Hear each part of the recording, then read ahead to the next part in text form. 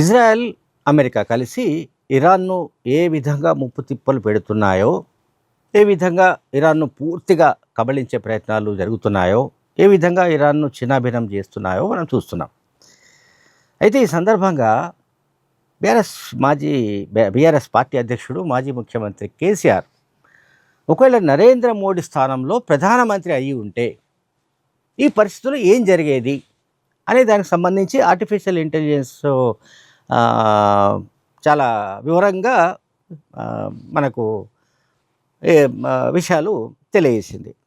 దాంట్లో ఏంటంటే, ఇది కేసీఆర్ ప్రధానమంత్రిగా ఉంటే, ప్రధాని అయ్యి ఉంటే ఈ సమయంలో అంటే నరేంద్ర మోడీ స్థానంలో ఆయన పొలిటికల్ స్టైల్ కావచ్చు, అంటే way of functioning, political style కావచ్చు, లేకపోతే ఇతర అంశాలని బేస్ చేసుకొని ఆర్టిఫిషియల్ ఇంటెలిజెన్స్ మనకు చాలా డీటెయిల్గా ఇస్తుంది, వివరాలు ఇస్తుంది.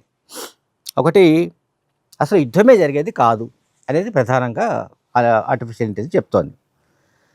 అంటే యుద్ధం జరగకుండా ఆయన నివారించడానికి ప్రయత్నించేవారు అనేది ప్రధానంగా ఆర్టిఫిషియల్ ఇంటెలిజెన్స్ చెప్తోంది.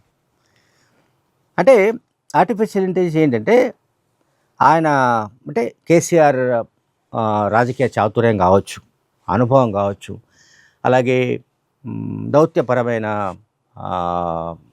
ఇతర అంటే దాని పట్ల ఉన్న అవగాహన కావచ్చు, వీటన్నిటిని బట్టి ఆర్టిఫిషియల్ ఇంటెలిజెన్స్ అనాలిసిస్ చేస్తోంది. ఇందులో చెప్తున్నది ఏమిటంటే, ఆర్టిఫిషియల్ ఇంటెలిజెన్స్ చెప్తుంది ఏంటంటే, రాజకీయంగా ఎక్కువ భాగంగా ఆయన మీడియేషన్ చేయడం ద్వారా, అంటే మధ్యవర్తిత్వం చేయడం ద్వారా ఈ సమస్యను మొగ్గలోనే తుంచివేసేవారు. అంటే యుద్ధం దాకా వెళ్ళేది కాదు అనేది ఇక్కడ ఇష్యూ. ఇప్పుడు ఇజ్రాయెల్ ఇరాన్ పైన దాడులు చేస్తోంది. ఇరాన్ దానికి ప్రతీకారంగా ఇజ్రాయెల్కు అమెరికా సపోర్ట్ చేస్తున్నందున అమెరికా బేస్లు ఎక్కడెక్కడైతే ఉన్నాయో, స్థావరాలు ఎక్కడెక్కడైతే ఉన్నాయో, యునైటెడ్ అరబ్ ఎమిరేట్స్కు సంబంధించిన దేశాలపైన ఇరాన్ దాడులు చేస్తుంది, క్షిపణి దాడులు చేస్తుంది. ఇది మనం చూస్తున్నాం.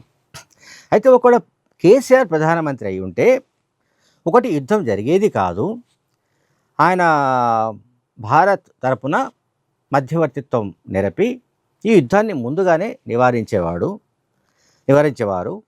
అలాగే మనకు చమురు కావచ్చు, అండ్ వ్యాపారాలు కావచ్చు, అండ్ అట్లాగే వివిధ దేశాల్లో, ఇప్పుడు గల్ఫ్ దేశాల్లో ఆల్మోస్ట్ 1 కోటి మంది దాకా ఉన్నారు. వివిధ గణాంకాల ప్రకారం, కేంద్ర ప్రభుత్వం చెప్తున్న లెక్కల ప్రకారం, లేదా వివిధ రాష్ట్రాలు చెప్తున్న లెక్కల ప్రకారం ఓవరాల్గా 90 lakhsకు పైన ఉన్నారు భారతీయులు. ఇక్కడ మొత్తం గల్ఫ్ దేశాల్లో, అట్లాగే ఇరాన్ కావచ్చు, ఇరాక్ కావచ్చు, మిగతా దేశాల్లో, అంటే ముఖ్యంగా గల్ఫ్ సంబంధించి మాట్లాడుతున్నాను నేను. ఈ దేశాల్లో 90 లక్షల మందికి పైగా ఉపాధి కోసం వెళ్ళిన వాళ్ళు, లేకుంటే వివిధ కాంట్రాక్ట్ సంస్థల్లో పనిచేయడానికి రకరకాలుగా వెళ్ళిన వాళ్ళు ఉన్నారు. సో వాళ్ళ భద్రతను కూడా కేసీఆర్ ప్రధానంగా చూసేవారు అనేది ఆర్టిఫిషియల్ ఇంటెలిజెన్స్ చెబుతోంది. శాంతి చర్చలను ఆయన ప్రయత్నించేవారు, ఒక పాయింట్. తర్వాత ఇండియా ఒక న్యూట్రల్ స్టాండ్ తీసుకునేది. అంటే మనకిప్పుడు ఎందుకు వస్తుందంటే, అంటే ఈ రకమైన రిపోర్ట్, ఈ రకమైన అనాలిసిస్ ఆర్టిఫిషియల్ ఇంటెలిజెన్స్ ఎందుకు చెప్తోందంటే, నరేంద్ర మోడీ ప్రధానమంత్రి ఆయన ఆల్మోస్ట్ ఇజ్రాయెల్ సైడ్ తీసుకున్నట్టుగా మనకు కనిపిస్తోంది. అది స్పష్టంగా మనకు విజిబుల్గా కనబడుతుంది. ఎందుకంటే ఇజ్రాయెల్కు వెళ్ళి ఇజ్రాయెల్ ప్రధానమంత్రి నెతన్యాహును కలిసి వచ్చిన తర్వాత కొద్ది రోజులకే ఇజ్రాయెల్ ఇరాన్ పైన అటాక్ చేసింది. అమెరికా తోడ్పాటుతో, అమెరికా డైరెక్షన్లో ఇజ్రాయెల్ ఇరాన్పై యుద్ధం ప్రకటించేది, యుద్ధం కొనసాగిస్తుంది. అయితే ఈ భీకర యుద్ధం జరుగుతున్న సందర్భంలో ప్రధానమంత్రిగా కేసీఆర్ ఉంటే ఎట్లా ఉంటుందనేది మనం తెలుసుకోవాల్సిన క్వశ్చన్. ఇది ఊహాజనితమే, ఇది ఊహాత్మకమైన వ్యవహారమే కావచ్చు. సో భారత్ ఒక న్యూట్రల్ స్టాండ్ తీసుకునేది కేసీఆర్ కనుక ప్రధాని అయి ఉంటే. రెండోది, ఐక్యరాజ్య సమితి వంటి ఏవైతే ఇంటర్నేషనల్ ప్లాట్ఫామ్స్ ఉన్నాయో వాటిలో పీస్ గురించి, శాంతి గురించి కేసీఆర్ పిలుపునిచ్చేవాడు. ఒకటేమో మీడియేషన్ చేసి దౌత్యపరమైన సంబంధాలు మెరుగుపరిచి దౌత్యపరంగా ఈ యుద్ధం నివారించడానికి ప్రయత్నించేవారు.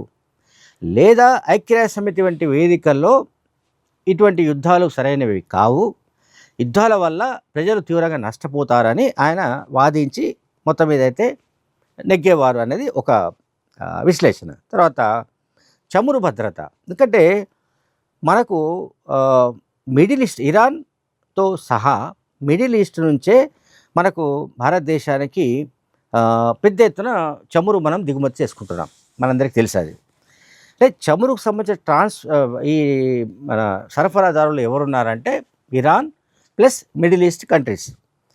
సో ఈ యుద్ధం వల్ల ఇప్పుడు చమురు సరఫరాకు సంబంధించి చాలా ఆటంకాలు కలుగుతున్న విషయాల్ని మనం చదువుతున్నాం, టీవీలో చూస్తున్నాం. ఇటువంటి పరిస్థితి రాకుండా కేసీఆర్ నివారించేవారు అనేది ఇంకొక విశ్లేషణ. సరే, ఇంతకుముందు చెప్పినట్టుగా మిడిల్ ఈస్ట్లో ఉండే భారతీయుల్ని రక్షించడానికి సంబంధించి ఒక రోడ్ మ్యాప్ తయారు చేసి వాళ్ళని రక్షించడానికి ప్రయత్నించేవారు. అవసరమైతే ఎవాక్యుయేషన్ అంటాం, అంటే మామూలుగా వరదలు లేకుంటే ఇతరత్ర ప్రకృతి వైపరీత్యాలు వచ్చినప్పుడు ఎట్లయితే ప్రజల్ని ఆ ప్రాంతం నుంచి ఖాళీ చేస్తామో అటువంటి ఎవాక్యుయేషన్ ప్రోగ్రామ్ని కూడా ఆయన ఆపరేషన్స్ కూడా కేసీఆర్ ప్రధానిగా ఉంటే చేపట్టేవారు అనేది ఇంకొక విశ్లేషణ. అట్లాగే